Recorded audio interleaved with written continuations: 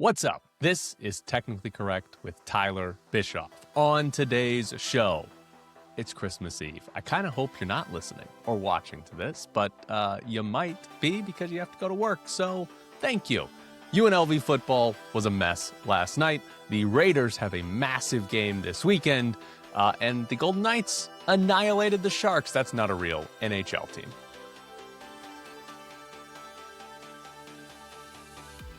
Technically Correct is sponsored by Runway 27. Look at my shirt. See, I'll wear a shirt if you send me a shirt.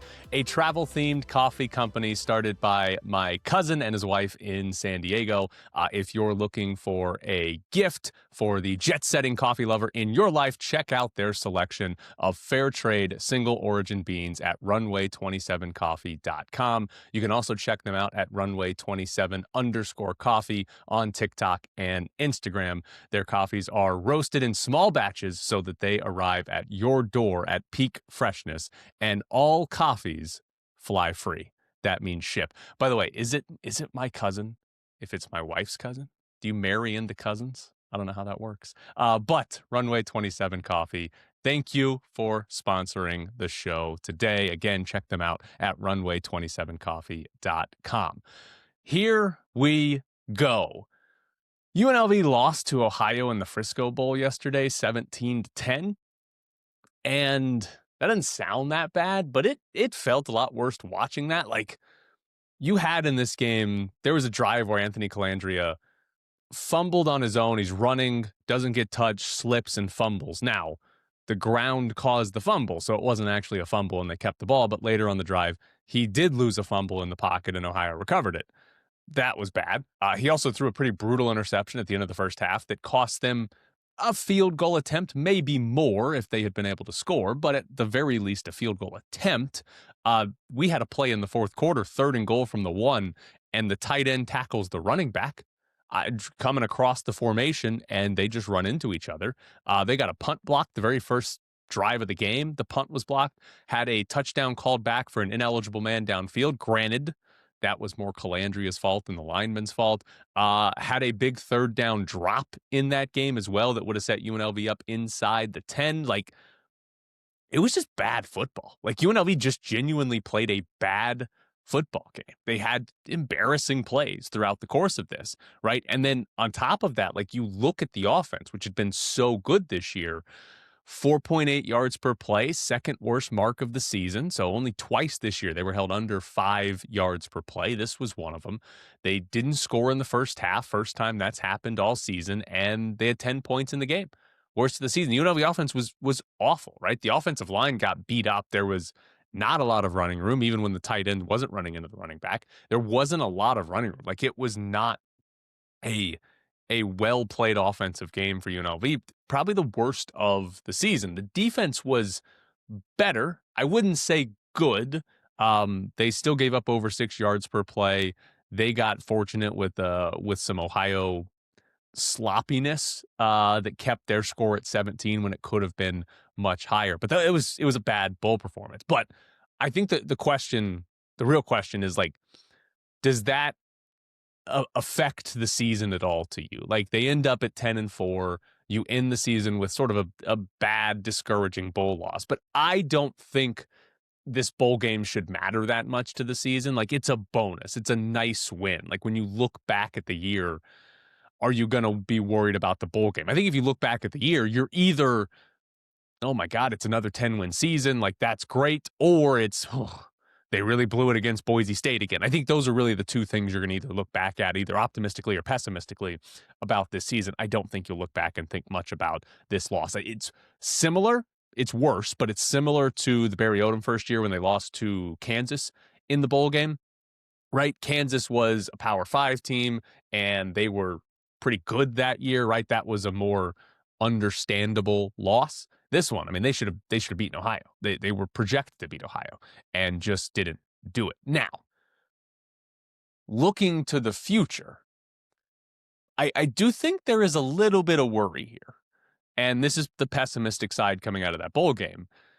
UNLV got shut down by a team that isn't all that good, right? Ohio, yes, they went 8-4, but they were 84th in SP plus entering the game. They were not like this good team or a special team or anything like that.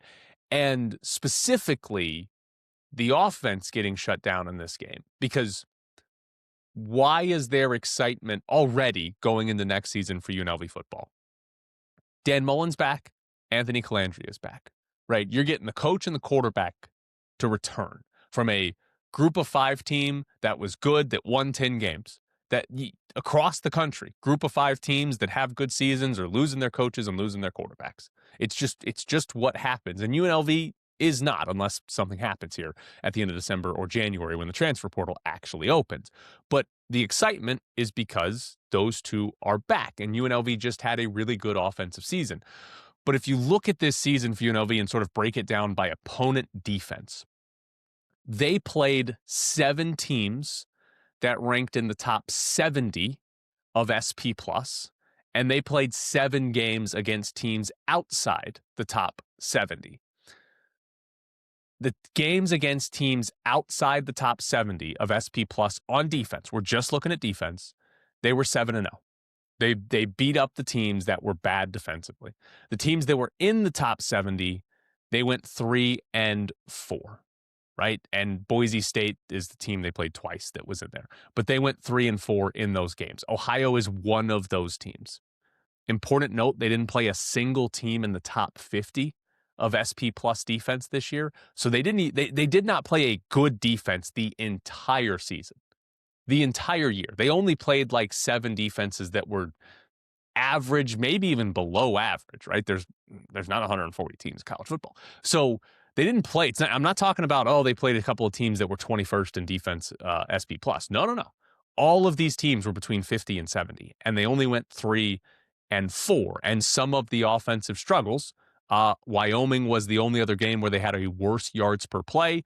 They were a top 70 defense. The fewest points they scored were against the top 70 defenses, right? The schedule is probably just as easy next year. We'll see how good some of these remaining Mountain West teams are. Does Northern Illinois or UTEP get any good next year? The non-conference, how does North Texas hold up? Right, there's a lot of questions, but the schedule looks easy, and they're probably not going to play that many good defenses. But I do think it's fair to question, like, this UNLV offense, how good was it this year? Was it just simply good enough to crush the bottom 60 defenses in the country? And if they had any resistance, it was actually kind of bad. That, I think, is the pessimistic way after this bowl game, but that's actually the accumulation of the entire season and sort of what they did against semi-competent defenses across the year. Now, on this bowl game, a couple other things. First off, did the ESPN broadcast just completely ignore Ohio's former head coach getting fired? Because Ohio's former head coach, Brian Smith, got fired this month. It happened this month. This is the first game they've played since then. And he got fired specifically because he was sleeping with a student at Ohio. He's fighting it, and his attorney saying there was nothing in their bylaws. There's no policy that says he couldn't do that. So he's fighting it. But they fired the coach because he was banging a student, and the ESPN broadcast just didn't mention it the entire game. I mean, we heard about interim head coach all the time, and we just do not mention why they have an interim head coach. It's not like they've got an interim because the head coach got poached by a bigger job. No, he slept with a student and the university fired him. And the ESPN just didn't mention it. Why would you not mention that? I don't understand. Also, that didn't look like a bowl game at all. I mean, the teams didn't play well, but they played this bowl game at the Dallas Cowboys practice facility in Frisco, Texas. And it's a arena? Stadium's not the right word, right? Like, it's an arena. There's no seats behind the end zone. It's just walls, right? On extra points, if they tried to show a behind the end zone cam, it didn't work because there's a wall just right behind the end zone. So it's a bad angle. You can't even see the full uprights. And the field, there's nothing. The Cowboys logo is at midfield. The end zones say Cowboys. They had to superimpose the Scooters Coffee logo onto the field. Like, they even had the lines for soccer. Like, this looked like a high school football place. Like, it looked like UNLV played a bowl game at a high school football field. Like, UNLV won 10 games this year, and the reward was, all right, go play in a practice facility. That just didn't feel at all like a real bowl game or a real college football game. Like that, come on now. That could not have been the actual answer. Last thing on this, because this is my favorite thing to point out. I've just grown into this being like the number one thing I yell about. Dan Mullen had a pretty brutal game management performance. First instance was a 4th and 9 at the Ohio 47 in the first half. He didn't go for it. It was not a 4th and 1. I can understand it, but it's a bowl game and you're across midfield and you punt. They got 31 yards of field position on the punt. Ohio went down and scored on that ensuing drive. Like, just go for it. Like, what are we doing here? He also, in the fourth quarter, burned a timeout on offense in the final 5 minutes, which meant had he not burned that, Ohio would have had to have gotten one more first down to run the clock out on the next drive. Why are you taking a timeout on offense? I know it was 4th and goal, but if you're going to win the game, you're going to need that timeout back. And then in that final sequence, when Ohio gets the ball back, they got it back before the 2-minute warning.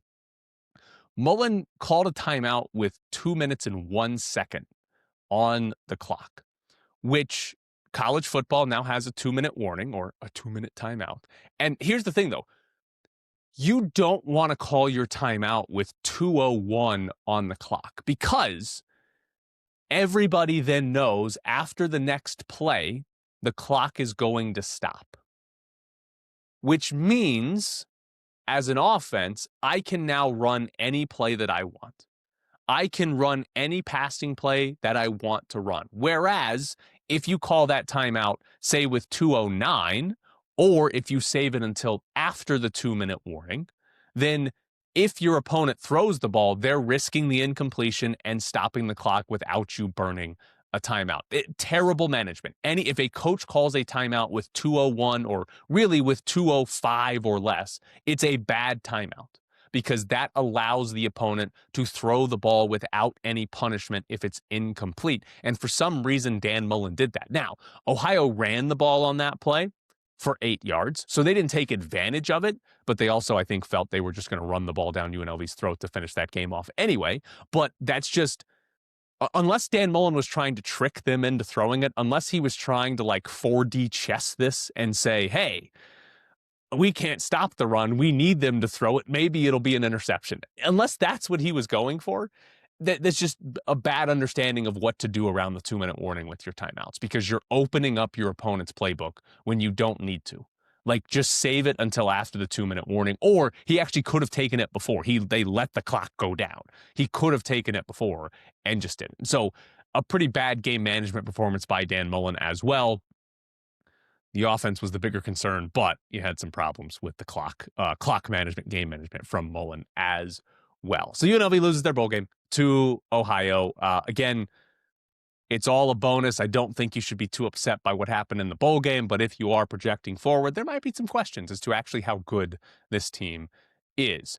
But Technically Correct is sponsored by Runway 27, a travel-themed coffee company started by my cousin and his wife in San Diego. If you're looking for a gift for the jet-setting coffee lover in your life, check out their selection of fair trade, single-origin beans at runway27coffee.com. You can also check them out at runway27_coffee on TikTok and Instagram. Their coffees are roasted in small batches so that they arrive at your door at peak freshness, and all coffees fly free.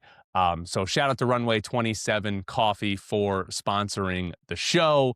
If you want some coffee, order it. I know it's Christmas Eve now, but order it. They'll get it to you. Or if you want to send it to somebody, it's a good place to go. Runway27coffee.com. Coming up next, it's Bischoff's Briefs.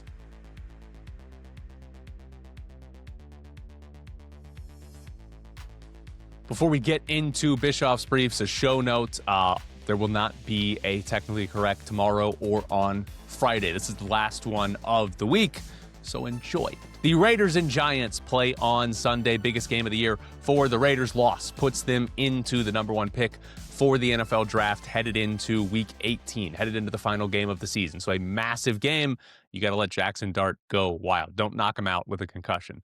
But I wanted to point out one thing, because I keep seeing this comment, because I have gone full born, you need to lose this game, you need to full tank, fire Pete Carroll, and allow everything to go poorly in this game, because losing is extremely important for the Raiders as a franchise. But I've seen a lot of people say that losing this game doesn't matter because the Giants aren't going to draft a quarterback, so the Raiders don't have to lose. Now, a couple of things. First off, a Raiders win could drop them down to the fourth pick going into week 18, right? If the other 3-12 teams lose, the Raiders will fall a little bit further in the draft order. This is not a game or a situation where the loser gets the first pick and the winner gets the second pick. That is not what's guaranteed to happen. That might happen. These other teams, the Browns or whatever, they might win a game, and it does work out that way. But if these other teams lose and you win this game, you're picking fourth if it happens in week 18 as well. So it's not a case of loser gets the second pick, which I think a lot of people are thinking for some reason. The other part of this is that, the Giants have Jackson Dart. They have a quarterback, so they're not going to draft a quarterback at number one. So again, it doesn't matter if the Raiders lose this game because the team ahead of them won't take a quarterback, and Mendoza or Dante Moore will just fall to them. The Giants picking at 1 does not mean a quarterback's not getting drafted first overall. Trades are allowed to happen in the NFL. And I don't know if the Giants are going to love any non-quarterback prospect at 1 enough to take them, but there is an absolute chance that the Giants, if they're picking first overall, trade down and somebody else comes up to take a quarterback. And if the Raiders are just hypothetically, let's say, sitting there at 3, and if they're thinking, the Giants won't draft a quarterback, so we're going to get one of Mendoza or more at 3, we're in a great spot. And then all of a sudden, somebody trades up to 1, and now quarterback goes 1, quarterback goes 2, and you're at 3 like, oh, shit, somebody else took the quarterbacks? Like, trades are allowed. Other teams are allowed to come up. And then what that means is that if the Raiders win this game and they're not picking first or second in the draft, if they want to guarantee they can get a quarterback, they would be the team that would have to trade up. And now all of a sudden, you're giving up a future asset to go up. It might, from 3 to 1, it might even be a future first just to go up those 2 spots. It is the first overall pick. So if all of a sudden you're in a position where to get Fernando Mendoza or Dante Moore, you've got to trade a first round pick, that's terrible because you need more than just the quarterback. So it's very important. It's very important the Raiders lose to the New York Giants. Like, it is the health of the franchise is in such a fragile state that getting the number 1 pick is a legitimate way to sort of fix this. And not having it could be terrible. They could still draft a quarterback at 3, 4, or 5, but that also means that other teams say that quarterback's not worthy of the number 1 pick, which might mean that quarterback is bad. It's possible, but you want to get the number 1 pick. It makes everything a lot easier. We're going to get into some Golden Knights. They embarrassed the Sharks yesterday. That's one of the biggest blowouts you're going to see in hockey. But I looked this up last night because it almost happened. The Golden Knights have never outscored UNLV football when they have played on the same day. We were close last night. UNLV scored a 4th down touchdown in the 4th quarter to get from 3 points to 10 points. If they get stuffed there, they didn't get the ball back. They're at 3, and the Golden Knights were they were over 3 at the time. They didn't just finish over 3. The Golden Knights at 5 in the first period. So we were very close. But because I did look this up, we have had a few simultaneous game days between UNLV football and the Golden Knights. One time, we've had the teams finish tied. On November 3rd of 2018, UNLV lost to Fresno State 48-3, and the Golden Knights beat the Carolina Hurricanes 3-0. So one time we've had a tie. We have never had the Golden Knights outscore UNLV. Also in hockey, Pierre LeBrun reported that NHL teams have reached out to Marc-Andre Fleury to see if he wants to play again. Now, Marc-Andre Fleury is 41 years old. Marc-Andre Fleury had a retirement. I don't know if you missed it or not, but he retired last year. It's kind of a big deal. but teams have reached out, see if he wants to play. He played in 26 games last year, and his numbers, .899 save percentage and negative 0.9 goals saved above average. So he wasn't bad, slightly below average goaltender last year. Is he going to be better than that? Probably not, but you probably get some level of competency out of Marc-Andre Fleury if you actually signed him. But the scenario that would be the absolute funniest is Greg Wyshynski actually is the one who tweeted it out. The Oilers. The Oilers with their goaltending problems, they make a trade, they have a big injury now. With their goaltending issues, trading for Marc-Andre Fleury and then having to play him in, we'll just say playoff games, is the funniest scenario. And specifically for this market, if Marc-Andre Fleury knocked the Golden Knights out of the playoffs, I don't know if fans would be happy or not, because this fan base loves Marc-Andre Fleury. But that would be one of the funniest things that could happen to the Golden Knights is you get beat, and you get beat by Marc-Andre Fleury and the Edmonton Oilers. All right, that has been Bischoff's Briefs. Coming up next, we're going to get into the Golden Knights after they demolish the San Jose Sharks.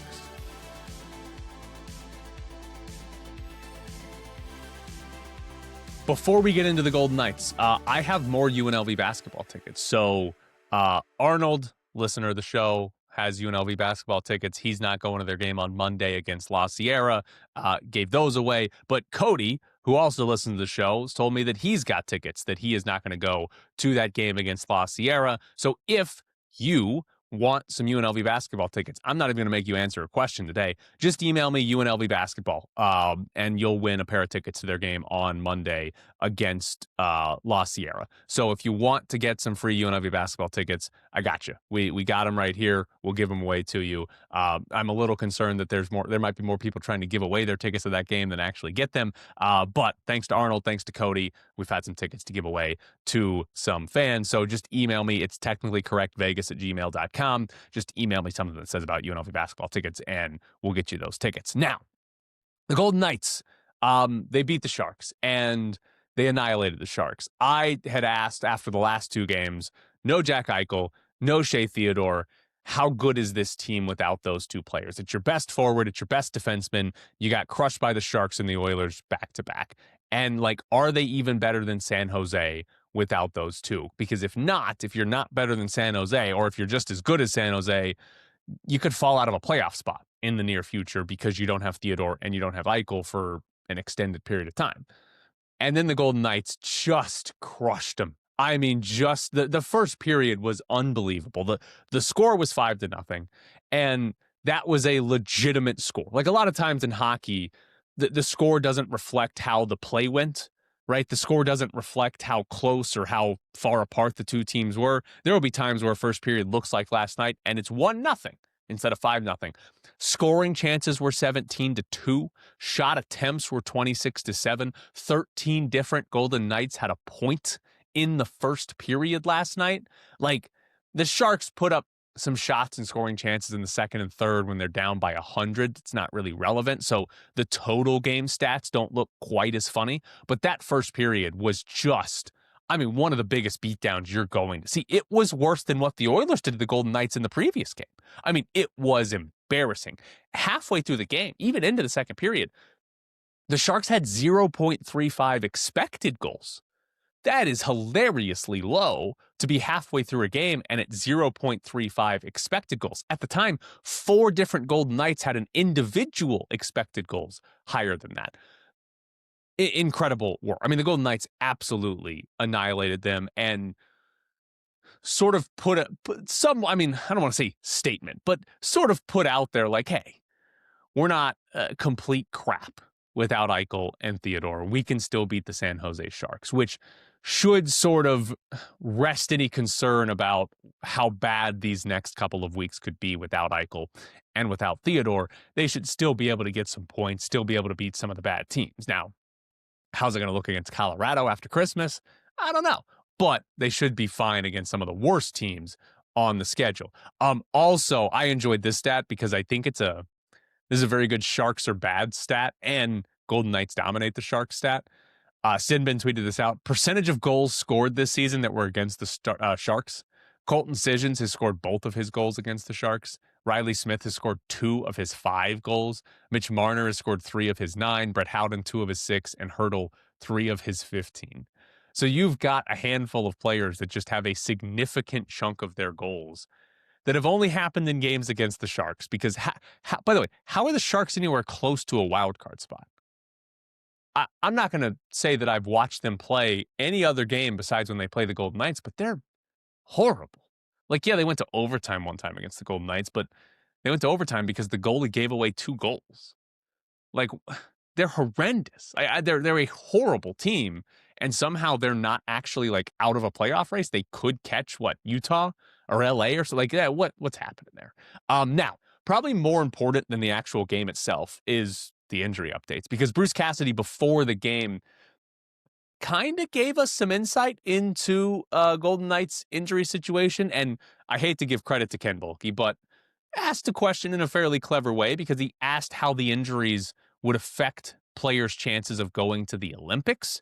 Something that doesn't happen usually is, hey, the Olympics are coming up. Your player is going to be available then? And Cassidy gave a little bit clearer of a timeline. So first off, on Jack Eichel, he again said Eichel's day-to-day, and he doesn't really see this injury preventing Eichel from playing in the Olympics. So that's about as optimistic and about as good of a timeline as we've heard about a player that's injured is, hey, he could play in the Olympics. Carlson, he sounded much, much less optimistic. He did technically say that Carlson could be back for the Olympics, but it sounded pessimistic. It sounded like he does not think Carlson will be back and playing for the Golden Knights before the Olympics. He also kind of evaded the question about Adin Hill, because he turned it into not talking about Adin Hill's injury and talking more about, well, Canada might not take him on the Olympic roster simply because he hasn't played, and you can't evaluate a player that's not playing.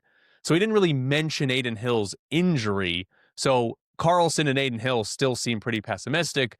He also said Theodore should be good to go for the Olympics as well. So the timeline there, the last Golden Knights game before the Olympic break is February 5th. So that's kind of what we're looking at, very, very early February. And if we're just saying Olympics or no Olympics, you would think Eichel and Theodore would be back at the very beginning of February, if not earlier, if they're going to be ready to go for the Olympics. First game back after the Olympic break is February 25th, by the way. So if guys aren't back in time for the Olympics, they're out all the way through February 25th. So a little more optimistic, I think, on Eichel and Theodore, and when they could be back, not so much on Carlson and Hill, based on the way Cassidy talked about those yesterday. But one thing on the Olympics and injured players, if it were me, if I was in the position of I am on the Olympic roster or will be on the Olympic roster, and I've got some sort of injury, right? Which is what Jack Eichel's in and Theodore's in and Carlson's in. I'm prioritizing the Olympics over the next month, 6 weeks, whatever it is, of NHL hockey.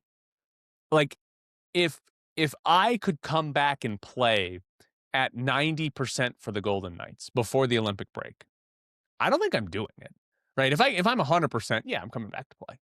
But if I'm not 100%, if I'm coming back and it's like, oh, I'm at 90%, and in theory I could play, I don't think I'm doing it. Like, I don't want to come back and risk my chances at playing in the Olympics because I might be hurt for 6 games at the end of January. Like, to me, I would be prioritizing the Olympics. And like, if I'm Eichel, I'm not sitting here saying, how do I get back now or quickly for the Golden Knights? I'm saying, what do I need to do to be ready to go February 10th or whenever that first game for the U.S. is going to be? That would be my priority. And then, okay, cool. I played in the Olympics and then I come back and we'll play. It's a normal season after that. But I would be prioritizing the Olympics. That's how I would view it. I don't know if every other player views it that way. Usually when people talk about playing for their national team, they do seem to be like, oh no, this is what matters. And so I think that's the case, but like, that would be my thought is, hey, I want to play in the Olympics. So sorry, I'm not coming back for a February 5th game right before the Olympic break if I'm not at 100%. We'll see what actually happens here, but that's would be me if I was a player. Now, One other thing from the Golden Knights game last night that I thought was kind of funny. Bruce Cassidy, again, before the game, Cassidy got asked about their slow starts because the Golden Knights have gotten off to bad starts in a lot of games. Bruce Cassidy has talked about it and complained about it a lot, that they can't fix it. And before the game, I thought he gave a fascinating answer, some good insight to it. And he basically said that he thinks part of their slow starts, part of the reason they're getting off to slow starts is how the Golden Knights are trying to enter the zone early in the game. The phrase he specifically used was, there's either space in front of or behind the defenseman. And he thinks that early in games, guys are playing better or maybe safer, and that the defensemen have good gaps, and there's no space in front of them, that the space is behind the defenseman early in the games, which means you got to play to the space. They should be dumping the puck into the zone and going and getting it, right? They should not be trying to skate through the defenseman, because if the defensemen are backed off and the space is in front of the defenseman, then you can just skate into the offensive zone. But if they're tight to you, you're going to have to dump it in to get the puck into the offensive zone. So Cassidy was basically saying, he used the phrase direct and safe early on, was basically saying, we need to dump the puck in, dump and chase early in the games. We do not need to try to skate the puck in, because when you try to skate the puck in, you're more likely to turn it over in the neutral zone and give up a transition chance going the other way. So that was Cassidy, part of his theory as to why they're off to slow starts and what they need to do differently. The funny thing is the Golden Knights got off to a great start against the Sharks last night, and it's not because they dumped the puck in. It's actually because they skated or passed the puck in. Their first 4 zone entries of the game last night. First one, they skated the puck in and got a shot on goal. Second one, they dumped it in. What Cassidy was saying they need to do, they turned the puck over. Third one, they passed the puck in and Mark Stone whiffed. And then the fourth one, they had a 2-on-1, so they skated it in and scored a goal. Basically, the only dump in early in the game resulted in a turnover. The 2 skate in chances and the 1 pass in resulted in chances and a goal. And that part of hockey is like an interesting strategy, because it is significantly better to skate the puck in. It much better than dumping it in, right? Because if you dump the puck in, you're giving up possession of the puck.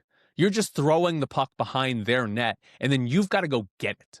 Usually their defensemen are going to get to the puck before you, and you're just hoping to win the board battle behind the net, and then, hey, you have offensive zone possession. But you are voluntarily losing control of the puck.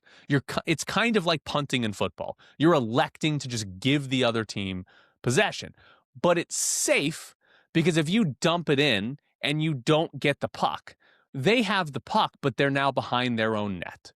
And you should be in a good structure. Guys shouldn't be out of position that you're not going to give up a good chance the other way in a good pass or two.